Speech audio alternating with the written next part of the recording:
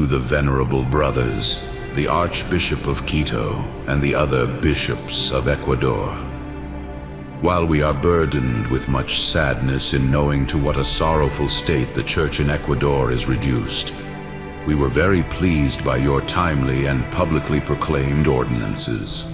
In your pastoral care, you did not hesitate to protest loudly these laws, which are opposed not only to the rights of the Church, but also to divine right. You protested them right from the time they were proposed. You devoted all your zeal and effort before the damage was done to prevent the public orators from carrying out their ruinous legislative intention.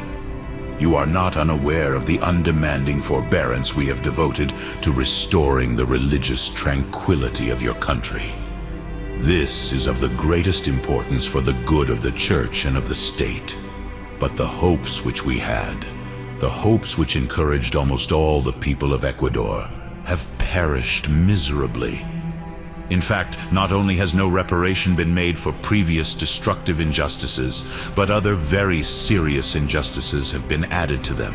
We see that a diocese which was constituted according to the holy canons has been abolished. We know that bishops have been appointed to vacant dioceses without any privilege from the Holy See. We also know that the sanctity of Christian marriage has been impeded in various ways.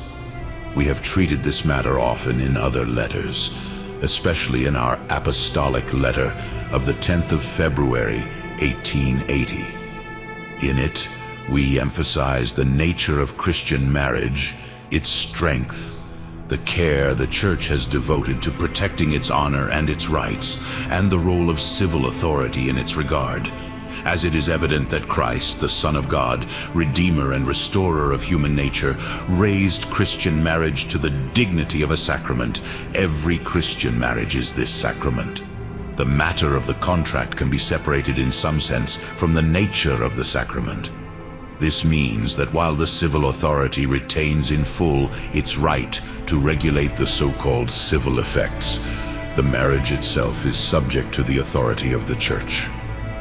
In addition, it is certain that Jesus, the Redeemer of every race, abolished the custom of repudiation, strengthened marriage with holy power, and reinstated the law of permanence just as it was established by the will of God from the beginning.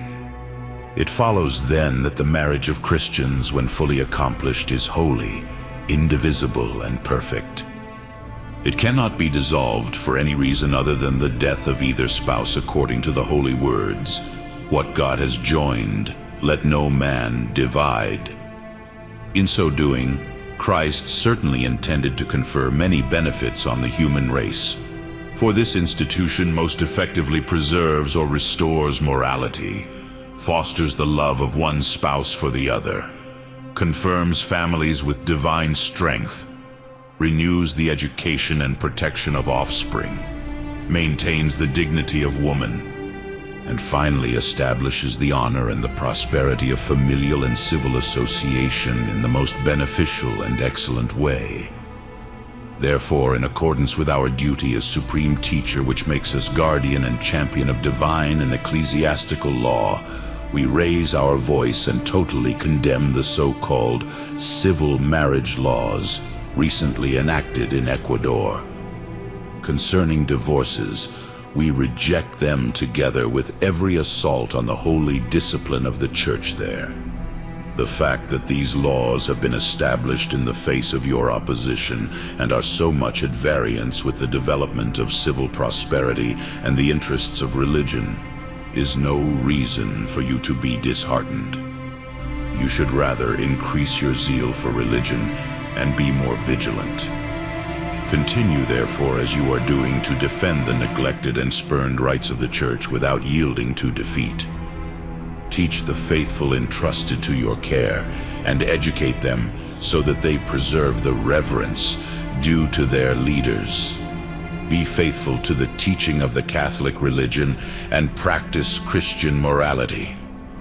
With earnest and eager prayers to the most sacred heart of Jesus, to whom your people have been solemnly dedicated above all nations, you all should ask that he deign to bestow happier times on the Church of Ecuador through the abundance of his mercies. We still remain your companion and share in your sorrows and supplications. Meanwhile, as a sign of our goodwill and as a pledge of divine gifts, we impart lovingly in the Lord our apostolic blessing to you and to your faithful. Given in Rome at St. Peter's on the 24th day of December in the year 1902, the 25th year of our pontificate.